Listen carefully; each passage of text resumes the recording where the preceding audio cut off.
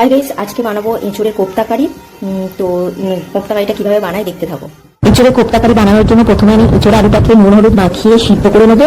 এরপরে সিদ্ধ হয়ে গেলে সেটাকে ভালো করে হাত দিয়ে চটকে মেখে নেবো।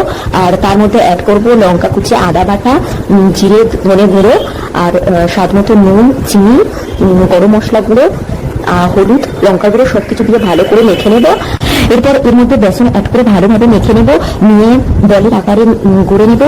নেওয়ার পরে তেল গরম করে তার মধ্যে বলগুলোকে দিয়ে ভালোভাবে লাল লাল করে ভেজে তুলে নেবো। এবার ওই তেলের মধ্যে তেজপাতা, শুকনো লঙ্কা আর গোটা গরম মশলা ফোড়ন দিয়ে তার মধ্যে আলুগুলো দিয়ে ভালোভাবে ভেজে নেবো। আলুগুলো ভাজা ভাজা হয়ে গেলে ওর মধ্যে অ্যাড করবো নুন, হলুদ, লঙ্কার গুঁড়ো, সামান্য চিনি আর জিরে ধনে গুঁড়ো, আদা বাটা সবকিছু অ্যাড করার পরে ওর মধ্যে একটু দই দিয়ে ভালোভাবে কষিয়ে নেবো। এরপর এর মধ্যে জল ঢেলে দিয়ে আলুটাকে সিদ্ধ হতে দেবো। আলুটা সিদ্ধ হয়ে গেলে কোপ্তাগুলো ছেড়ে দেবো, দিয়ে ভালো করে ফুটিয়ে নিয়ে ঘি গরম মশলা দিয়ে